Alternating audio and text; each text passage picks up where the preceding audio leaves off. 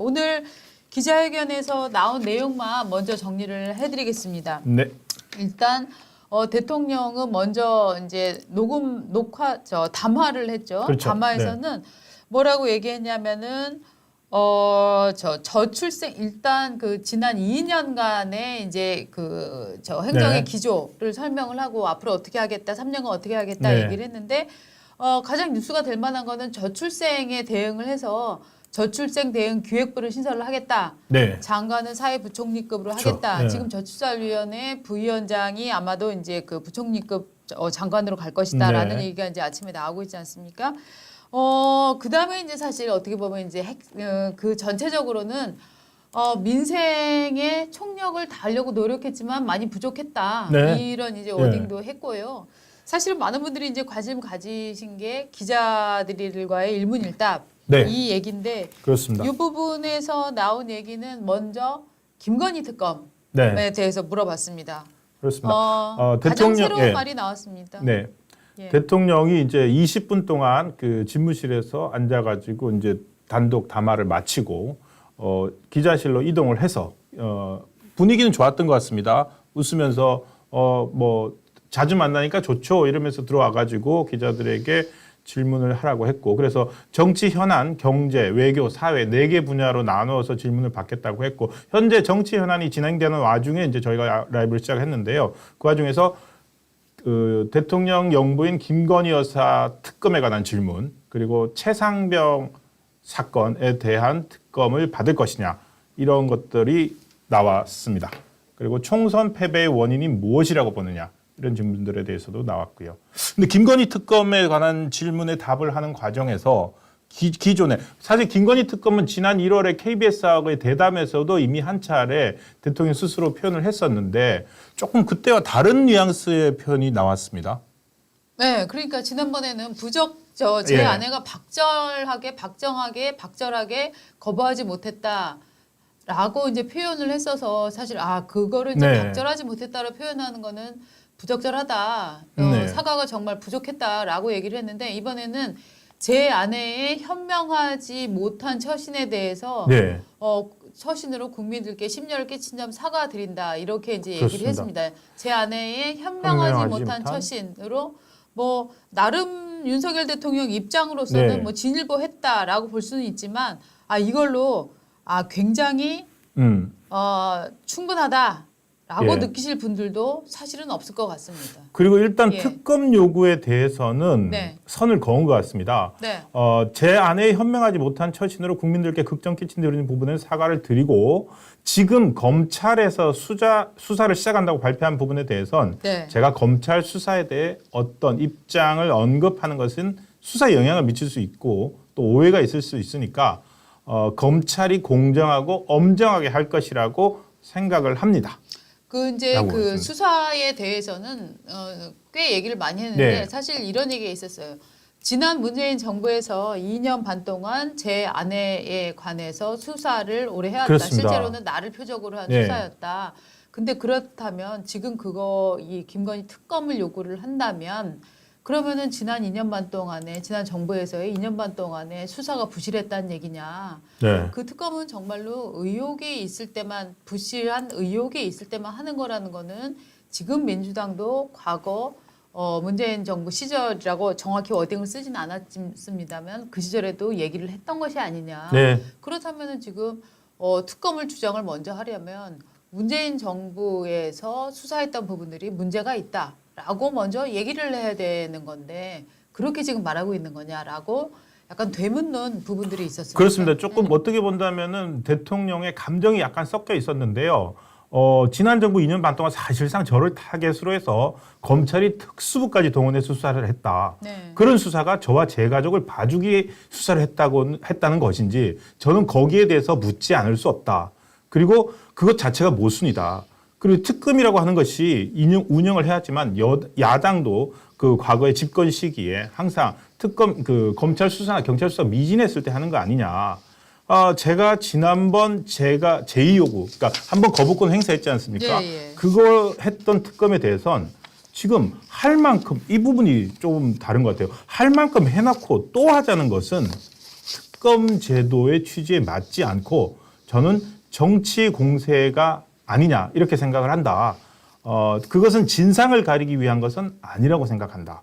라고 아주 좀 강한 톤으로 거부를 했습니다. 그리고 사실은 특검을 지금 여러분은 특검이 민주당이 계속 특검 무쇠처럼 얘기를 하니까 그런지 모르겠습니다만 이 수사는 정말 탈탈 털었던 수사 아니겠습니까? 그렇죠. 도이치모터스 주가 조작이나 이런 것들은. 근데 참 재밌는 거는 제가 이 라이브를 중계하는 데를 이렇게 댓글을 봤더니 이 대통령이 지난 2년 문재인 정부에서 지난 2년 반 동안 2년 동안 탈탈 털어서 특검을 통해 특수부를 동원해서 수사를 했다라고 얘기를 하니까 댓글들이 옆에 뭐라고 올라오는지 보셨어요?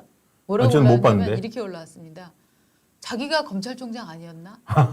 그러니까 사실 일반 국민들 눈에는 사실 이 사건들을 이렇게 명확히 잘 파악하고 있는 게 아니기 때문에 윤석열 총장이 검찰을 나와서 그리고 있었고 또 그걸 표적화해갖고 조국 수사 이후에 그걸 표적화해서 김건희 여사 관련한 도이치모터스 수사가 따로 돌아가고 있었다. 그렇죠. 라고 하는 것들을 사실은 모르는 사람들이 꽤 있어요. 당시 그러니까 이게 예. 대중을 일종의 설득해 나가는 과정이나 이런 데 있어서 대중이 뉴스를 그렇게 다 따라잡고 있지는 못하다 하는 점들을 정확히 아는 것들이 저는 굉장히 중요하다고 생각을 합니다. 저는 그리고 오히려 민주당은 네. 야당은 이런 부분을 악용하는 것 같아요. 네. 사람들이 잘 기억. 왜냐하면 지금 저희 시계를 몇 년 전으로 되돌려 보면 누굽니까? 추미애 법무부 장관, 예. 당시 검찰총장이었던 그 윤석열 당시 총장을 수사 보고도 못 받게 하고 완전히 배제시키려고 했지 맞습니다. 않습니까? 그런 상태에서 누굽니까? 지금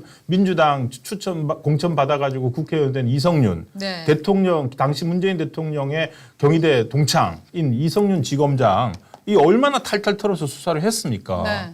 그 얘기를 오늘 아까 대통령은 담화에서 기자들에게 대답하는 과정에서 그 이야기를 사실은 한 것입니다. 근데 이제 사실은 이런 부분에 있어서 많이 이제 설명을 해줘야 되는 게 이제 이런 겁니다. 네. 윤석열이 검찰총장은 맞았다. 하지만 검찰총장을 직무 정지가 돼 있던 상황이었고 그 다음에는 관뒀다. 그렇죠. 그 다음에 그 기간 중에 도이치모터스에 관한 특수부 수사가 뭐 어느 기간 동안 1년 동안 혹은 1년 반 동안 진행이 네. 됐었다. 이렇게 정확하게 얘기를 해주면서 설명을 해나가는 과정들이 있지 않으면 지금 그렇게 뉴스의 고관여층이 아닌 사람들은 자기가 검찰총장 해놓고 막 자기 밑에서니까 수사가 제대로 안 됐겠지. 이렇게 믿는 사람도 있다. 즉 대중들은 굉장히 다양한 이 정보를 네.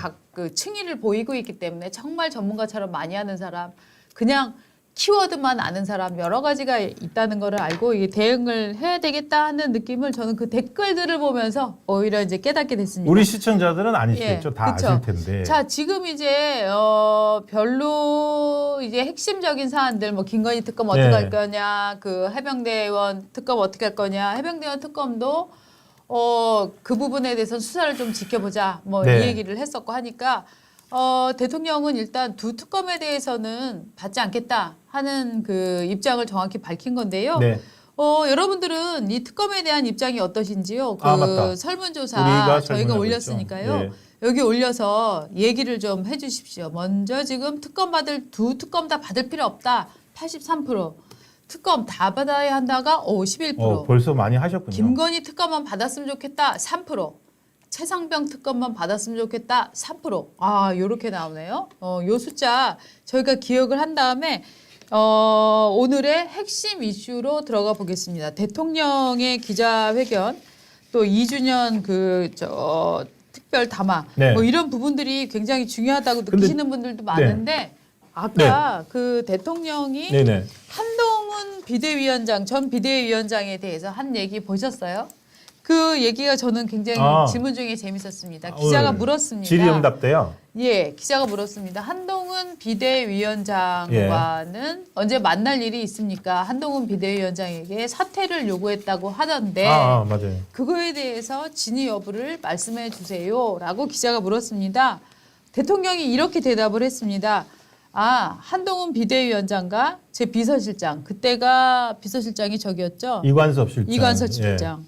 그다음에 윤재혁 원내대표가 점심을 먹는 자리에서 어떤 얘기가 오갔다고 하는데 그때 이제 오해가 좀 있었던 것 같아요. 라고 얘기를 했고 그다음에 한동훈 위원장에 대해서 이렇게 코멘트를 했습니다. 정치 한동훈 비대위원장이 비록 정치에 입문한 거는 짧지만 네. 비대위원장, 선대위원장을 다 거치면서 정치인으로 확고한 자리매김을 했습니다. 그렇기 때문에 이제 저는 한동훈 위원장이 정치인으로서 길을 잘 걸어갈 것이라고 생각합니다. 이렇게 얘기했거든요. 이 얘기 무슨 뜻이라고 생각하세요? 열심히 잘 해라. 아니 근데 질문이 한동훈 비대위원장한테 사퇴하라고 뭐 말한 적 있느냐 그걸 물어봤잖아요. 네. 그랬더니 이제 덕담을 한 건가요? 아니, 그러니까 그에 대해서는 오해가 있었다라고 오해가 얘기했잖아요. 네. 그 비서실장과 네. 뭐 원내대표랑 점심 먹는 자리에서 나왔던 네. 무슨 이야기에서는 모양인데 오해가 있었던 것 같다. 라고 얘기를 했고. 그만두라고 하지는 않았다. 네, 일단 오해가 오해다? 있었다라고 예. 얘기했고. 그다음에 정치인으로서 저도 아까 보면서 잠깐 메모를 해놨는데 네. 앞으로 정치인으로서 길을 잘 걸어 나갈 것이라고 본다. 덕담한 거 아닌가요? 덕담을 무슨 가장한 저는 손절이다. 손절. 이런 느낌이 손절. 인연 끊기라고 저는 인연 생각하는데요. 끊기다. 네. 정치 입문은 짧지만 네. 비대위원장, 선대위원장으로서 정치인으로서 확고한 자리매김을 했다. 예. 일반의 의식하고는 다릅니다. 일반에서는 아직도 한동훈 씨가 정치 경력이 좀 짧다라고 얘기를 하는데 오히려 확고한 자리매김을 했다라고 인정을 해주는 듯합니다. 예. 하지만 그 다음에는 그래서 저는 한동훈 위원장의 길을 더 격려하고 앞으로 한동훈 위원장이 우리 뭐 국민의힘이나 혹은 뭐 우리 나라의 큰 뭐 족적을 남길 정치인이 되지 않을까 기대하고 있습니다가 아니라 정치인으로서 길을 잘 걸어갈 거라고 봅니다.